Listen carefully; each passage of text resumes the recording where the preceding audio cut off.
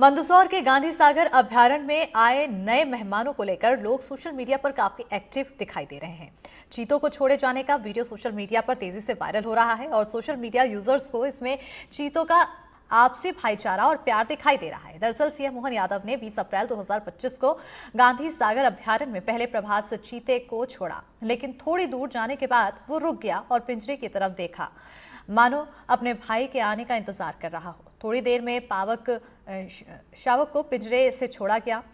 जब पावक प्रभास के पास पहुंचा तो दोनों ने एक दूसरे को कुछ देर तक देखा। इसके बाद घास के मैदान में दौड़ लगा दी।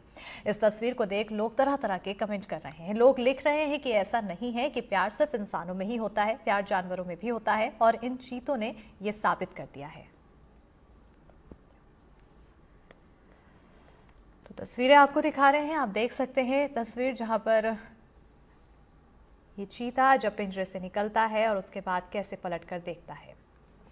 छत्तीसगढ़ के जशपुर में सनकी पति ने अपनी 10वीं पत्नी की पत्थर से कुचलकर निर्मम हत्या कर दी। आरोपी इससे पहले 9 शादी कर चुका है, जो उसे छोड़कर जा चुकी हैं। पत्नी की हत्या के आरोप में पुलिस ने तो उसे गिरफ्तार कर लिया, लेकिन उसकी ऐसी कौन सी मजबूरी थी जो उसे पत्नी का कातिल बना दिया। रिपोर्ट देखिए। पति के रहते में बाकी सब क्यों होता है? अरे हम लोग में चलता है पे भी सही है था, नहीं तो हमको केस रिपोर्ट नहीं किया हमारा बड़ी वाली, नहीं तो बचा देता बेचारी, जान रहा है सब। पुलिस गिरफ्त में खड़े इस सनकी शख्स को अपने किए पर बिल्कुल भी पछतावा नहीं। इसने अपनी 10वीं पत्नी की पत्थर से कुचलकर हत्या कर दी है। इसके बाद उसको मैं मरने लगा तो मार के वहीं मैं मौत उसका कर दिया था। लेकिन आपने देखा पत्रकारों के सवाल पर ये कैसे अट्ठास करके जवाब दे रहा है। इसके चेहरे पर पत्नी की हत्या का कोई गम नहीं है। दरअसल ये मामला जशपुर के सुलेसा का है, जहां सुलेसा के रोपा क्यारी के गड्ढे में एक महिला का शव मिला। महिला का शव 5 दिन पुराना लग रहा था। बगीचा पुलिस ने फॉरेंसिक टीम के साथ मौके का निरीक्षण किया। ग्रामीणों की सहायता से शव की शिनाख्त करवाई गई। गाँव वालों ने शव की शिनाख्त गाँव की बसंती बाई के रूप में किया। पोस्टमार्टम रिपोर्ट में हत्या की बात सामने आई। सिर में किसी भारी वस्तु से चोट की वजह से मौत की पुष्टि हुई। पोस्टमार्टम रिपोर्ट आने के बाद पुलिस ने संदेह के आधार पर पति से पूछताछ की तो सनकी पति ढोलू राम की करतूत सामने आ गई। सनकी पति ने पत्नी की मौत की वजह चोरी बताया। ये हमारा मम्मी का 2 नया कपड़ा और चावल 7 किलो लगभग चावल था, इसको लेके ये भाग रही थी और तेल 1 लीटर का डब्बा था।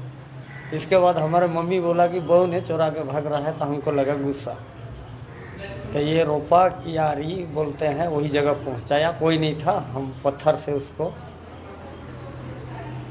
मरने लगा। इसके बाद खत्म कर दिया हमारा। थाना बगीचा के अंतर्गत ग्राम सुलेसा के ढोलू राम, जो कि अपनी पत्नी का हत्या का आरोपी है, ये हत्या करके फरार हो गया था। इसे पुलिस ने हिरासत में लिया, पूछताछ किया और इसने अपराध स्वीकार कर लिया। और इसके बताए अनुसार इसके गांव में किसी परिचित की यहाँ शादी हो रही थी और शादी के दौरान ही इसने तथाकथित रूप से बताया कि इसकी मां ने बताया कि इसकी बीवी 2 साड़ी और कुछ तेल के बॉटल लेके चोरी करके भाग रही। इस बात पे ये आक्रोशित हुआ और इसका पीछा किया, दौड़ाया और वहां पर जंगल में वहां पे इसे पत्थर से वार किया और उसकी हत्या कर दिया।